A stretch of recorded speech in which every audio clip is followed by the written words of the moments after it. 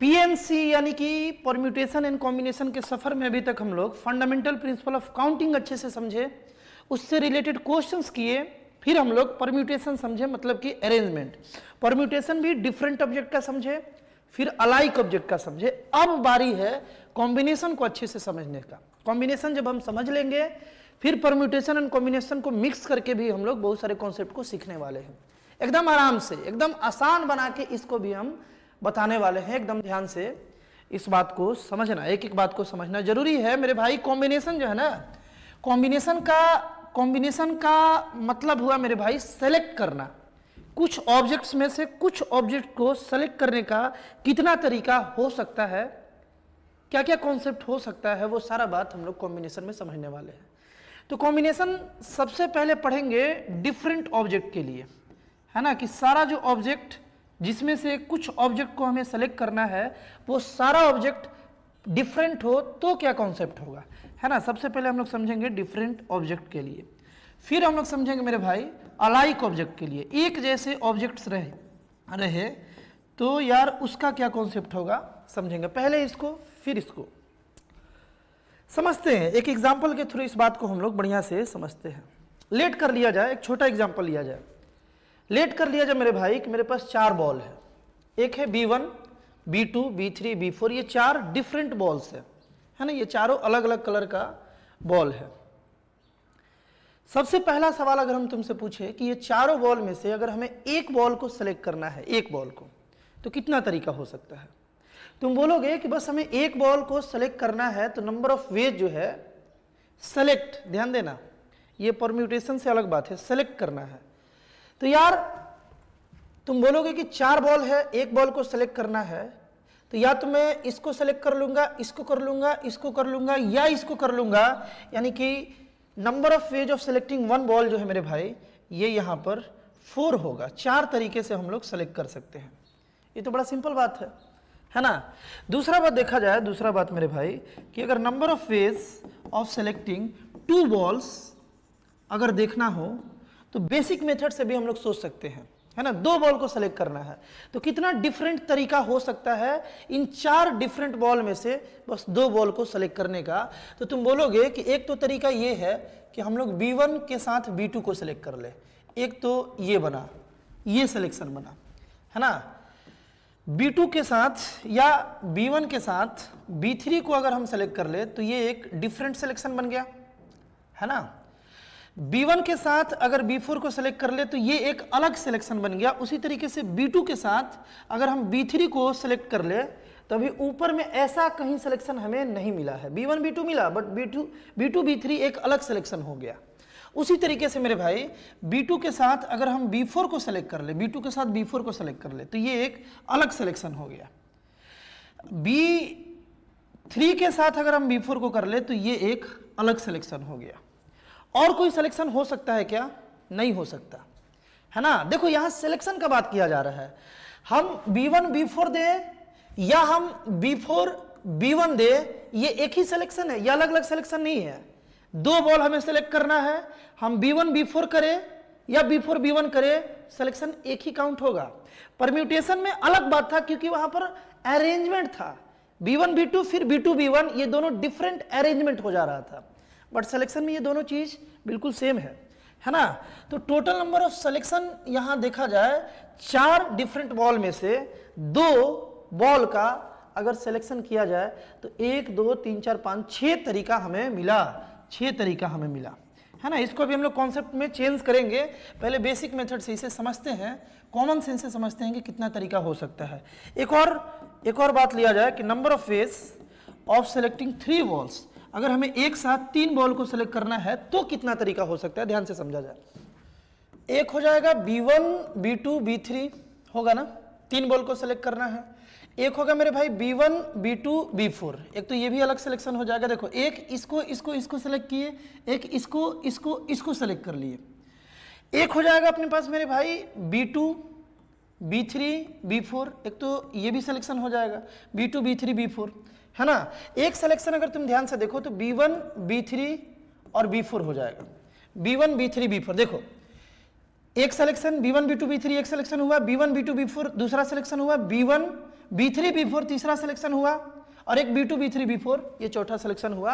यानी कि 4 बॉल में से 3 बॉल को सेलेक्ट करना है तो नंबर ऑफ फेज मेरे पास 4 आ रहा है मेरे भाई, है ना, 4 आ रहा है। उसी तरीके से अगर हम लोग कॉन्सेप्चुअली चले और हमें अगर सेलेक्ट करना हो, है ना, एक बार बेसिक को अच्छे से समझ लेंगे तो सारा क्वेश्चन बनने लगेगा। मेन पॉइंट है ना, देखो कोई भी चैप्टर हार्ड तुम्हें तभी लग रहा है जब उसका बेस सही नहीं है। बेस को एग्जैक्टली वो कॉन्सेप्ट जैसे है वैसे अगर दिमाग में सेट हो जाए तो यार क्वेश्चन आसान हो जाता है, क्वेश्चन में सोचना आसान हो जाता है। 4 बॉल को अगर सेलेक्ट करना हो, 4 बॉल है और एक साथ 4 बॉल को सेलेक्ट करना है मेरे भाई, एक ही तरीका हो सकता है, तुम दिमाग लगाओ, एक ही तरीका होगा ना, क्योंकि सिलेक्शन में हम बोले तो कि B1 B2 B3 लिखो, मतलब B4 लिखो, या तुम B4 B2 B3 B1 लिखो, बात एक ही है। सिलेक्शन में ये दोनों अलग अलग नहीं, इसको एक ही काउंट करेंगे।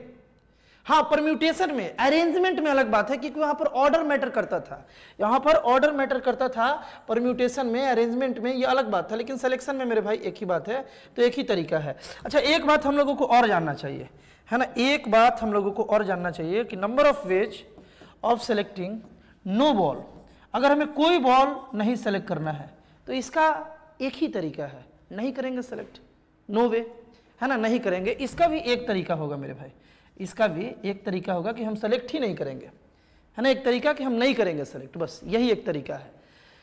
तो अब इन बात को कॉन्सेप्ट में कैसे बदले, क्योंकि ये तो 4 ही बॉल था, आराम से हम लोग कॉमन सेंस से सोच लिए, अगर 100 बॉल होगा, 50 बॉल होगा, 1000 बॉल होगा, उसमें से कैसे कॉन्सेप्ट लगाए, इससे हम लोग आराम से समझते हैं, इससे हम लोग आराम से समझते हैं। हम लोग पढ़े हुए हैं फंडामेंटल प्रिंसिपल ऑफ काउंटिंग, है ना, जिसमें मल्टीप्लिकेशन और एडिशन वाला प्रिंसिपल हम लोग पढ़े थे। अब उस बेसिस पर हम लोग सोचते हैं, यहां सोचते हैं मेरे भाई, देखो ये 6 कैसे आया, ये 6 कैसे आया, ध्यान से समझते हैं। 4 बॉल था, 2 बॉल को सेलेक्ट करना है ना, 2 बॉल को सेलेक्ट करना है, फंडामेंटल प्रिंसिपल ऑफ मल्टीप्लिकेशन यहां लगाते हैं, 2 बॉल को सेलेक्ट करना है।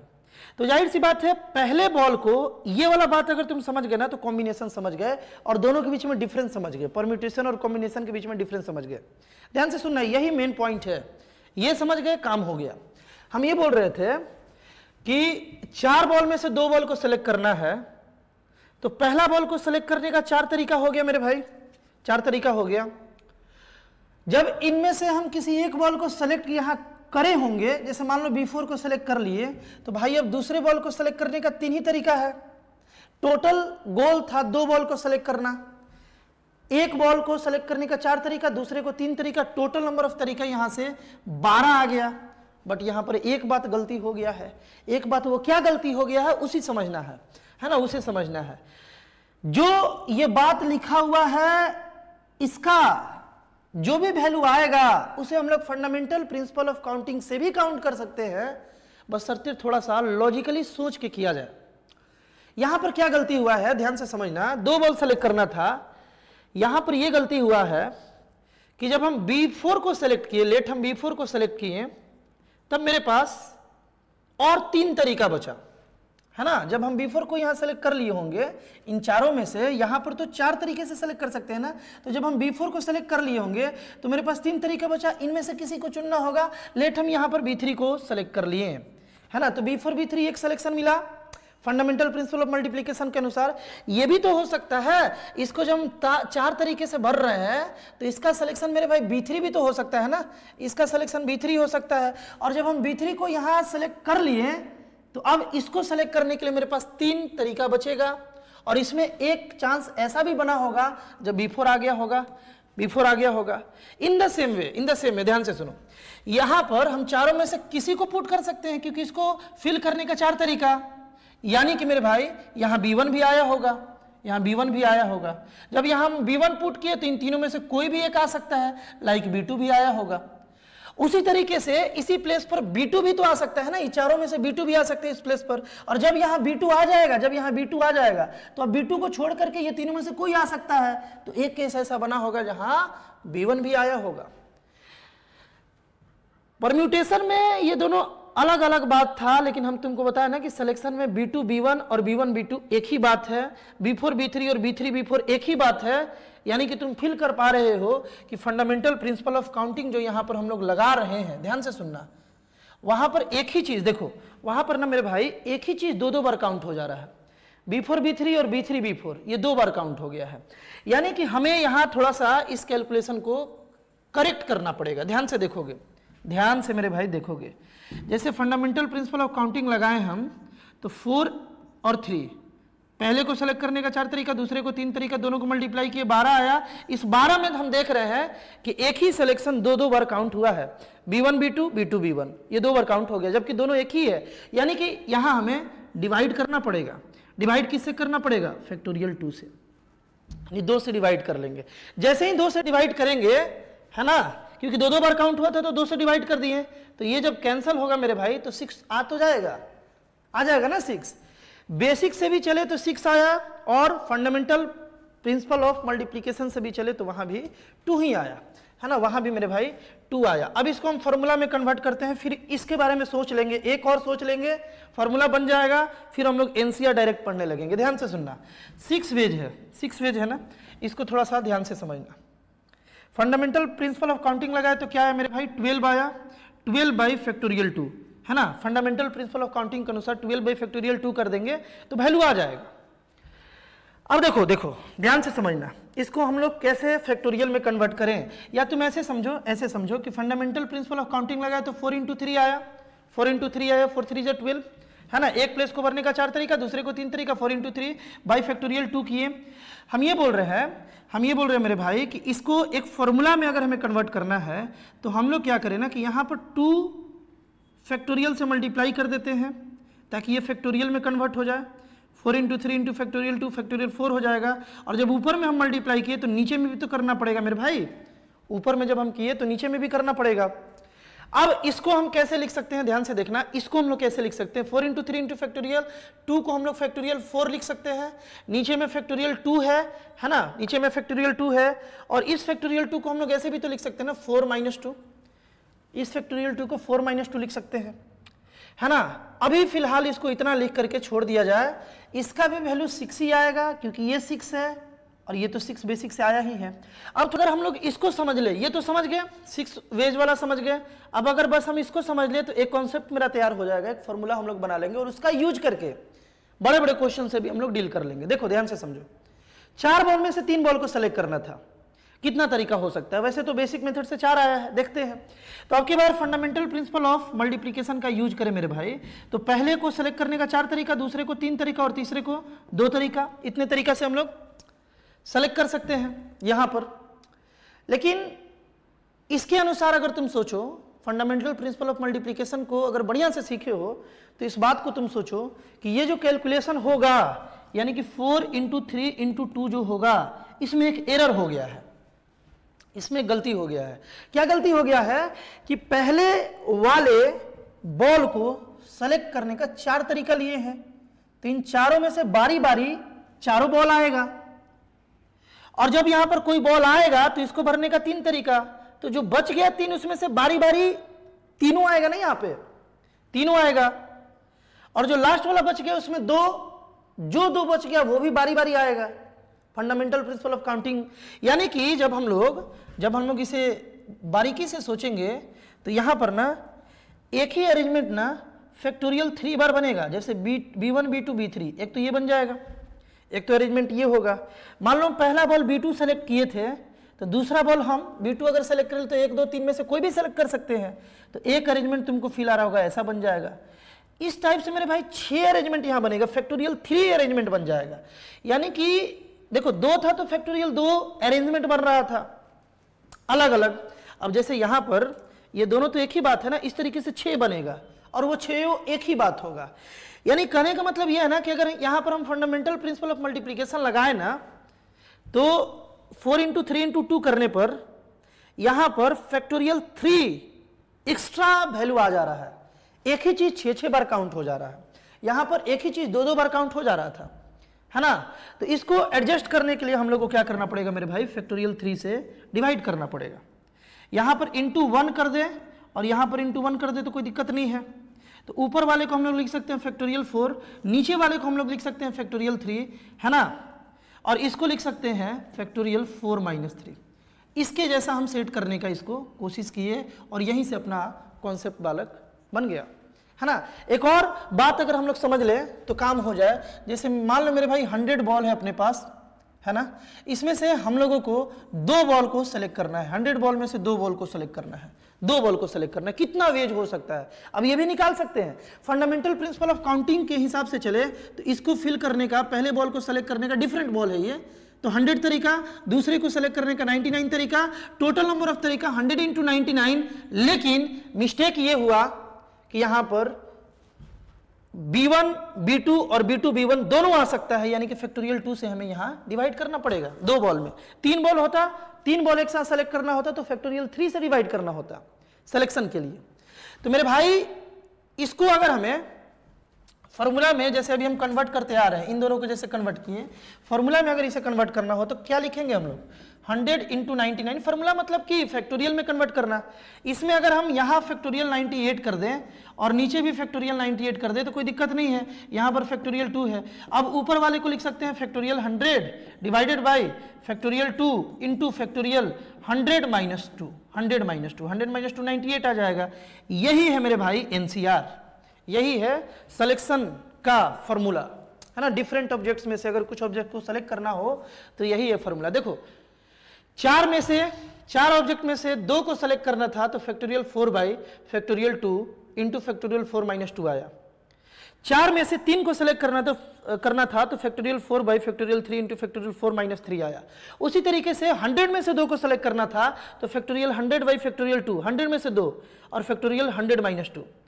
यही है मेरे भाई, इसको हम लोग लिखेंगे 4C2 और ये दोनों बराबर आएगा। यानी कि 4 बॉल में से अगर हमें C मतलब कॉम्बिनेशन सेलेक्ट करना है 2 बॉल को एट ए टाइम तो factorial 4 by factorial 2 into factorial 4 - 2 हो जाएगा। इसको लिखेंगे हम लोग 4C3 लिखेंगे। 4 बॉल में से अगर 3 बॉल को सेलेक्ट करना हो तो फैक्टोरियल 4 बाई फैक्टोरियल 3 और फैक्टोरियल 4 - 3। यहां पर क्या होगा, इसको हम लोग कैसे लिखेंगे, 100C2 लिखेंगे, है ना।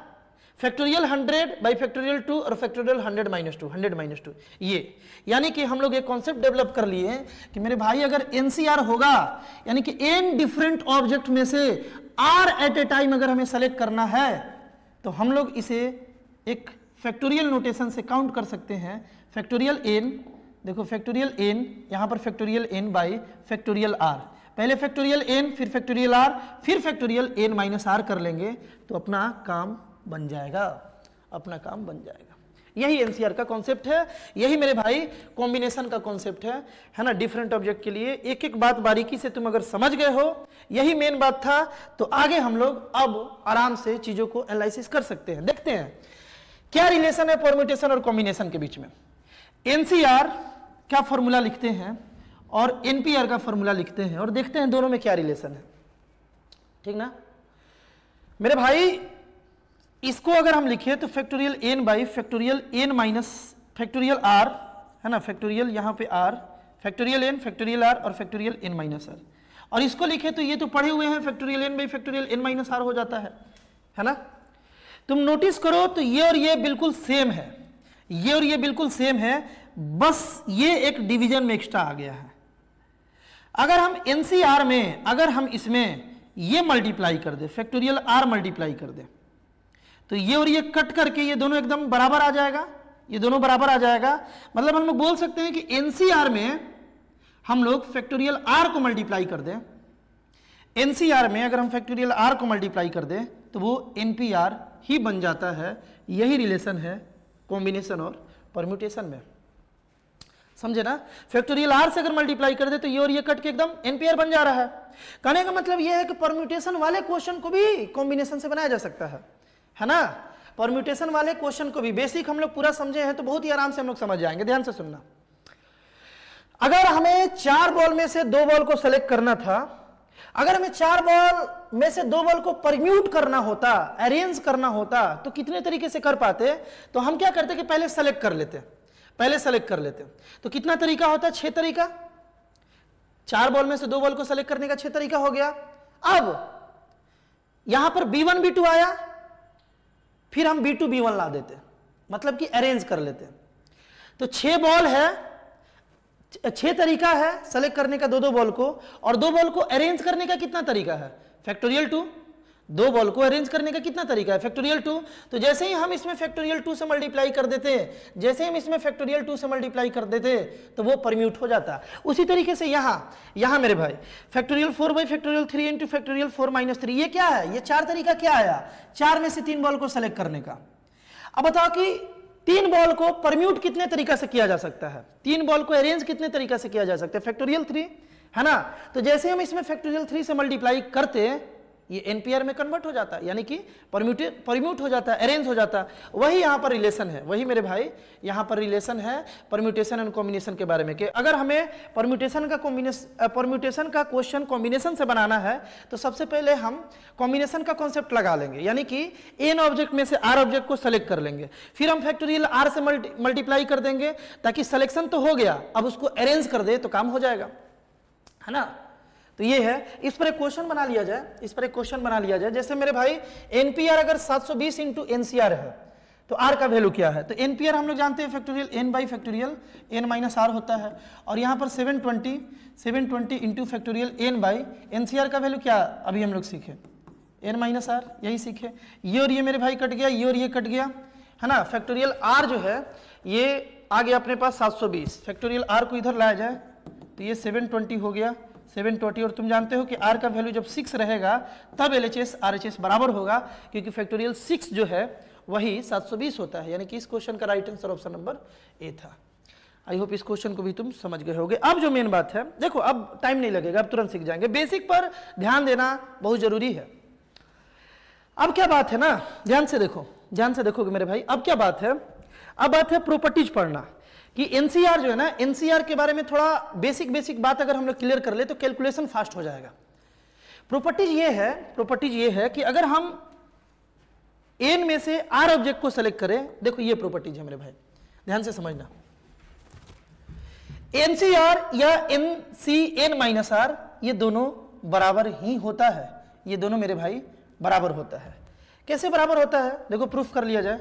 एलएचएस के बारे में अगर हम लोग लिखें तो factorial n by factorial r into factorial n minus r है। आरएचएस के बारे में अगर हम लोग लिखें, आरएचएस को लिखें तो ये factorial n by factorial n minus r हो गया, और एक हो गया, देखो एक बार इसको ऊपर में, एक बार इसको नीचे में, एक बार इससे माइनस इसको नीचे में, यानी कि एन माइनस आर। अब इसको फर्दर सॉल्व किया जाए तो factorial n by factorial n minus r और factorial n minus n plus r, n से एन कैंसिल हो गया तो factorial n by factorial n minus r, है ना, इंटू फैक्टोरियल आर। मतलब तुम नोटिस करो तो एक ही बात आ गया, एलएचएस और आरएचएस बिल्कुल सेम बात आ गया, है ना। तो ये बड़ा काम का प्रॉपर्टी है कि हमें अगर एनसीआर निकालना है और जरूरत पड़े तो हम एनसी एन माइनस आर निकालें, ये दोनों एक ही बात है। लाइक अगर 50C2 निकालना है ना, तो तुम ये निकालो या तुम 50 माइनस 2 निकालो, 50C 48 निकालो, ये दोनों मेरे भाई बराबर बात है, ये दोनों बराबर बात है। अभी तो प्रूफ तो हो गया ये, है ना, दोनों बराबर बात है। तो ये प्रॉपर्टीज नंबर 1 था, इसे हमें बढ़िया से ध्यान रखना चाहिए। दूसरा बात जो है, दूसरा बात ध्यान से समझना, अगर कहीं पर NCX है और NCY है, NCX और NCY है, ध्यान से समझना इस बात को। अगर ये दोनों बराबर है, देखो NN सेम है, XY का यहां 2 केस बन सकता है। ये दोनों बराबर तभी होगा जब XY के बराबर होगा, और दूसरा केस ये है कि अगर ये केस है और if X not equal to Y, अगर X Y के बराबर नहीं है तब एक ही केस बनेगा, वो ये होगा कि X प्लस Y जो है ना ये N के बराबर आ जाना चाहिए, ये N के बराबर आ जाना चाहिए, ये दूसरा केस है। बात समझे, बड़ा काम का प्रॉपर्टी है, ध्यान से समझो।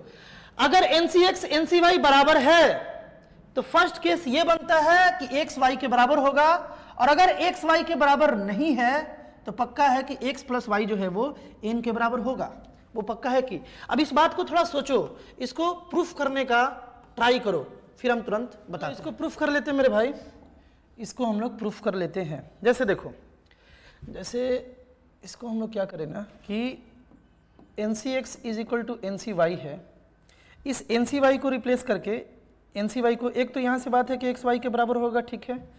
हम क्या करें ना कि NCX तो ठीक है, इस NCY को हम लोग क्या लिख सकते हैं, NCY को क्या लिख सकते हैं, NC N माइनस Y ऐसे लिख सकते हैं।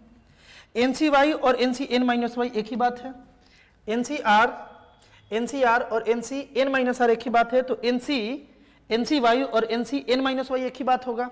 अब देखो तुम यहां से अगर x और n-y बराबर है, x n-y अगर बराबर है, y को इधर लाए तो x प्लस वाई कितना आ गया मेरे भाई, n आ गया। मतलब दो केस बन रहा है, अगर NCX NCY के बराबर है तो या तो XY बराबर होगा या तो x प्लस वाई n के बराबर होगा। इस पर क्वेश्चन कर लिया जाए। इंपॉर्टेंट प्रॉपर्टी ये ध्यान रखना, ये दोनों में से दोनों बात यूज किया जा सकता है क्वेश्चन बनाने के लिए। अगर ये इसके बराबर है तो या तो XY के बराबर है तो ठीक है, नहीं है तो x प्लस वाई n के बराबर है। जैसे क्वेश्चन देखो NC8 जो है NC6 के बराबर है तो हमें NC2 बताना है, तो देखो यहाँ x और y तो बराबर नहीं है ना मेरे भाई, तो जाहिर सी बात है x प्लस वाई जो है ये प्लस ये n के बराबर होगा, तो n कितना आ गया, 14 आ गया। हमें NC2 निकालना है, n 14 आ गया, यानी कि 14C2 निकालना है। तो यहां से फैक्टोरियल 14 बाई फैक्टोरियल 14 बाई 2 और फैक्टोरियल 14 माइनस 2, यानी कि यहां से हो गया मेरे भाई, ये तो 12 हो गया ना, देखो ये फैक्टोरियल 12 हो गया, 14 माइनस 2 12 हो गया।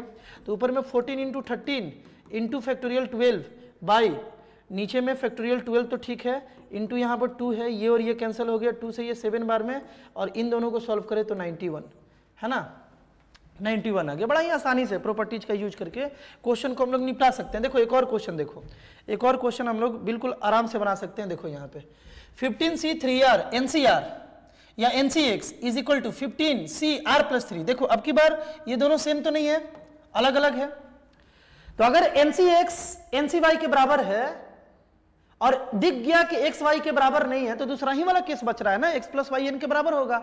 मतलब ये कि 3R मतलब x और R प्लस 3 यानी कि y ये दोनों 15 के बराबर होगा। ये हो गया 4R, इसको इधर ले गए तो 12 और R इज इक्वल टू 3, यानी कि ऑप्शन नंबर जो है सी आंसर है। बात समझ गए ना, बड़ा आसान बात है, बड़ा ही आसान बात है। तो ये दो प्रॉपर्टीज हम लोग मेरे भाई सीख गए, ये प्रॉपर्टी और ये प्रॉपर्टी हम लोग अच्छे से सीख गए। चलो चलते हैं हम लोग तीसरे नंबर प्रॉपर्टी पर। ये भी बड़ा काम का प्रॉपर्टीज है, बहुत ही काम का ये है। इसको प्रूफ करने में थोड़ा टाइम लगेगा, लेकिन ये एनसीआर से रिलेटेड इसका प्रूफ तुम्हारा कैलकुलेशन क्लियर कर देगा कि सोचना कैसे है। बारीकी से बना लिया जाए। देखो एलएचएस को सॉल्व किया जाए तो factorial n by factorial r into factorial n minus r ऐसे लिख सकते हैं, और यहां पर हम लोग factorial n by factorial r minus 1 है ना, और ये लिख लिए, फिर इंटू में factorial n minus r plus 1 हो जाएगा है ना। Factorial n minus r minus 1 किए तो factorial n minus r plus 1 आ गया है ना। अब एलएचएस को बनाते हैं मेरे भाई, एलएचएस को बनाते हैं। तुम थोड़ा अगर ध्यान से देखो, इसी को कॉपी कर लेते हैं, और यहाँ तुम अगर ध्यान से देखो ना तो ये factorial n minus r plus 1 को हम लोग n minus r plus 1 into factorial n minus r लिख सकते हैं है ना। n माइनस r प्लस 1 को अगर हम बाहर करेंगे तो फैक्टोरियल n माइनस r ही तो आएगा। जैसे हम लोग फैक्टोरियल 10 को हम लोग 10 इंटू फैक्टोरियल 10 माइनस 1 लिख सकते हैं ना, यानी कि 9। उसी तरीके से हम इसमें से 1 माइनस करके ये बात लिख दिए। अब आगे देखो, आगे दोनों में हम लोगों को कुछ कुछ बात कॉमन दिख रहा है। अच्छा एक और बात कर ले क्या, एक और बात कर लेते हैं। देखो यहां पर देखो r फैक्टोरियल को हम लोग r इंटू r फैक्टोरियल को हम लोग फैक्टोरियल r माइनस 1 लिख सकते हैं। r फैक्टोरियल कैसे लिख लिए। अब इन दोनों में हम लोग कुछ कुछ बात कॉमन ले सकते हैं। इन दोनों में एक ले लिए फैक्टोरियल n कॉमन, फिर ले लिए फैक्टोरियल r माइनस 1 कॉमन, और एक ले लिए factorial n minus r common. दोनों में ये सब बात है, कॉमन निकाल लिए तो ब्रैकेट में यहाँ से 1/r बच रहा है मेरे भाई, यहाँ से, और यहाँ से अपने पास क्या बच रहा है 1/n माइनस r प्लस 1। ठीक है, एक स्टेप और इसको प्रोसीड करें अगर, मतलब क्या करें हम, मतलब ये करें कि हम यहाँ पर एलसीएम ले लें। हम यहाँ पर ब्रैकेट में मेरे भाई एलसीएम ले लेते हैं, तो एलसीएम क्या होगा r into n minus r plus 1, यही एलसीएम होगा। ऊपर में आ जाएगा मेरे भाई n minus r plus 1 plus r हो जाएगा, n माइनस r प्लस 1 और प्लस r हो जाएगा, तो r से r यहाँ पर कैंसिल हो गया। अब तुम देखो क्या आया यहाँ पे, r से r कैंसिल हो गया। अब यहाँ पर देखो कि factorial n into n plus 1 को हम लोग क्या लिख सकते हैं, न्यूमरेटर को देखो ध्यान से, प्रूफ हो गया है, ध्यान से देखो। n plus 1 into factorial n को हम लोग क्या लिख सकते हैं, फैक्टोरियल n प्लस 1 लिख सकते हैं क्या, n plus 1 into factorial n, factorial n plus 1 हो गया है ना। और नीचे में तुम देखो कि जब हम इससे r को मल्टीप्लाई करेंगे तो क्या बनेगा, r-1 factorial into r, factorial r बन जाएगा, फैक्टोरियल r बन जाएगा। और जब हम n-r को इससे मल्टीप्लाई करेंगे तो फैक्टोरियल ये कितना बन जाएगा मेरे भाई, n-r+1 बन जाएगा। बात क्लियर है ना, n-r+1 बन जाएगा। अब ये क्या है, इसको नोटिस करो तो ये क्या है, ये क्या, यही नहीं है मेरे भाई। जब हम इसको ब्रेक करेंगे तो ये फैक्टोरियल n+1 आएगा ऊपर में, नीचे में r आएगा, फिर n+1 - r आएगा, n+1 - r आएगा। तुम नोटिस करो ये दोनों को मिलाओ एक ही बात है। मतलब कि हम लोग LHS को सॉल्व करते गए RHS तक हम लोग पहुंच गए। RHS मतलब ये, यानी कि ये दोनों जो बात है ना ये एक ही बात है। NCR प्लस NCR-1, R से अगर एक कम कर दे तो इसी दोनों को जोड़ करके हम लोग n+1 CR लिख सकते हैं, है ना।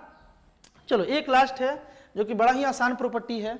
ये चारों प्रॉपर्टी अगर ध्यान में रखोगे तो कॉम्बिनेशन का सारा क्वेश्चन फास्ट बना पाओगे। देखना ध्यान से, यहां पर NCR/NCR-1 का वैल्यू हमेशा ये आएगा, मतलब इसमें फैक्टोरियल नहीं है।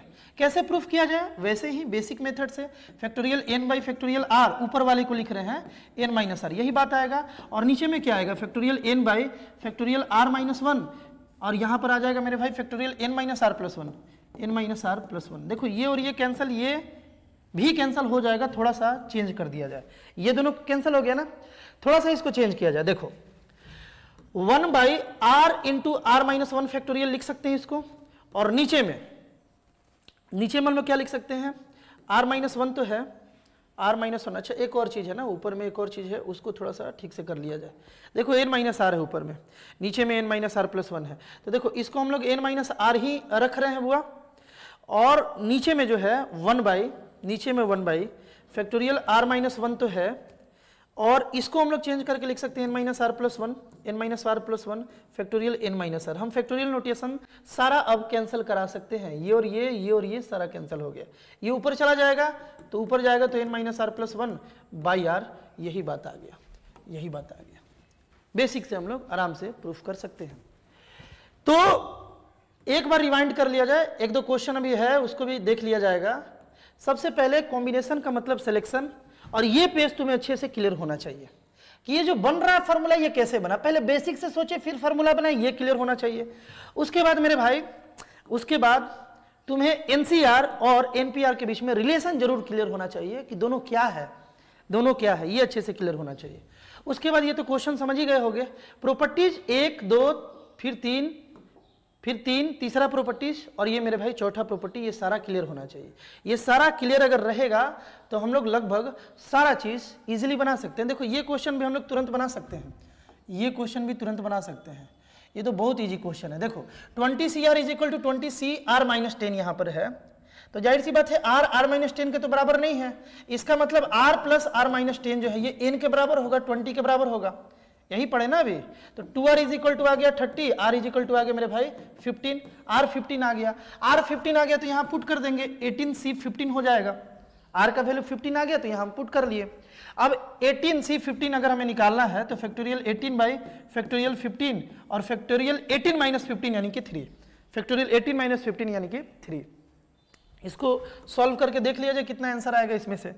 कैसे सॉल्व किया जाए, 18 × 17 × 16 × फैक्टोरियल 15 लिख पाएंगे ऊपर वाले को, और नीचे वाले को हम लोग लिख पाएंगे फैक्टोरियल 15 × फैक्टोरियल 3 तो 6 होता है, ये और ये मेरे भाई कैंसिल हो गया, 6 से ये 3 बार में कैंसिल हो गया, 16 3 × 48 × 17 कर लेना, है ना, × 17 कर लेना। हमको लगता है कि ये आंसर आएगा मेरे भाई, है ना, इसको कैलकुलेट कर लेना, ये तो छोटा बात है। तो वाला का ही होप तुम कॉम्बिनेशन को अच्छे से समझ पाए होगे कि कॉम्बिनेशन का मतलब क्या है, ये NCR फॉर्मूला बना कैसे।